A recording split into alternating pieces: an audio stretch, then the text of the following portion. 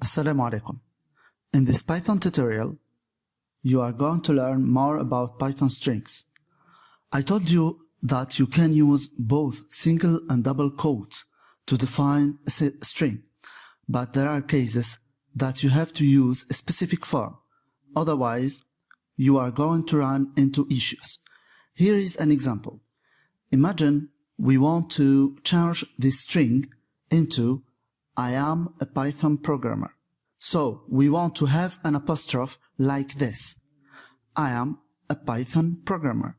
You can immediately see this is going crazy because our string starts here and then terminates here. All these characters that we have after the second apostrophe, Python interpreter does not know what they are.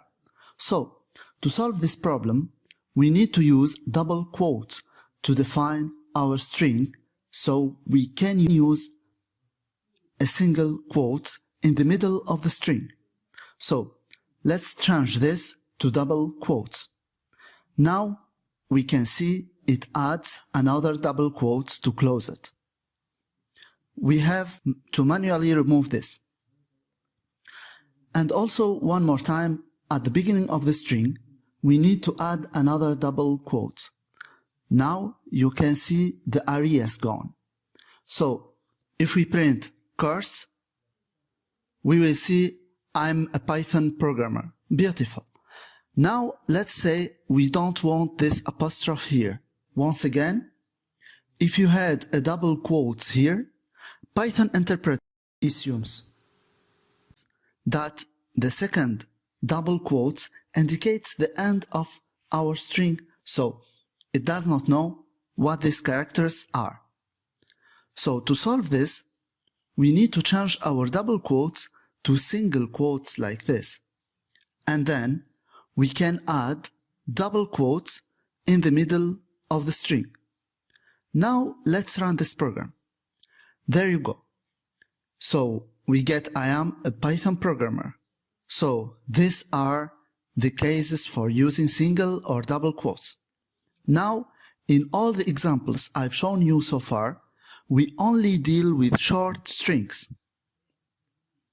But what if you want to define a string that has multiple lines? For example, what if you want to define a string for the message that was sent in an email?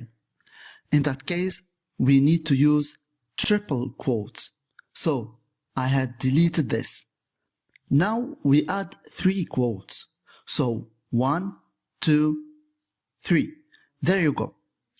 So we have three quotes to start our string and 3 to terminate it. Again, these quotes can be single or double quotes. Okay. Now with this, we can define a string in multiple lines. For example, we can say, "Hi Matilda, here is our first email to you.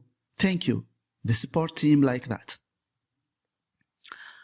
Now let's run this program and here is the results. So we get this beautiful multi-line string.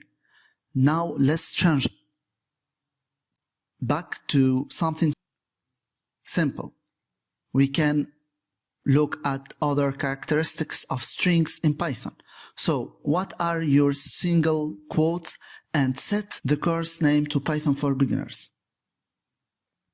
Here we can use square brackets to get a character at a given index in the string.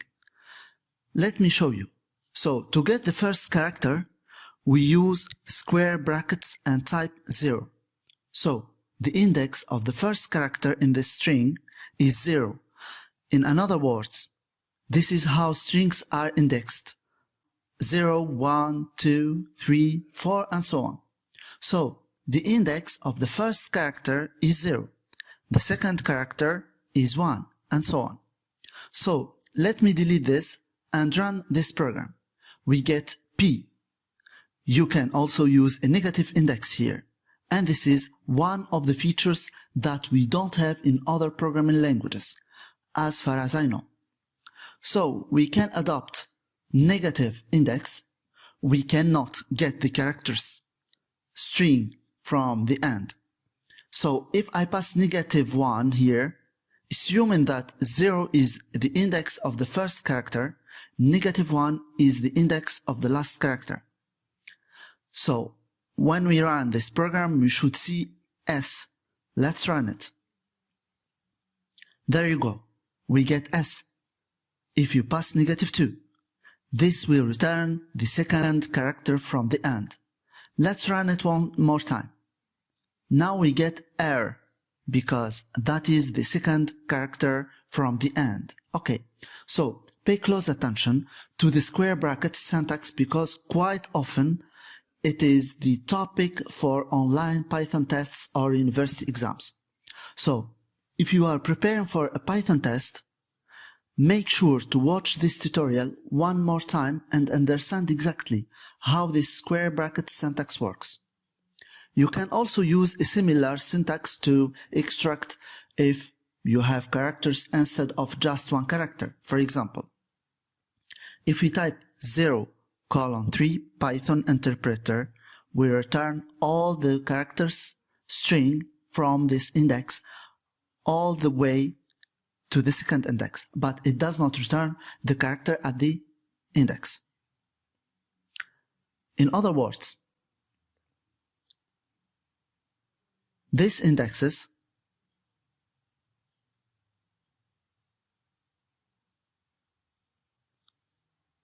that we have 0, 1, 2, and 3, and so on, when we run this program, Python interpreter will return the characters starting from index 0 all the way to index 3, but exclude the character and index 3.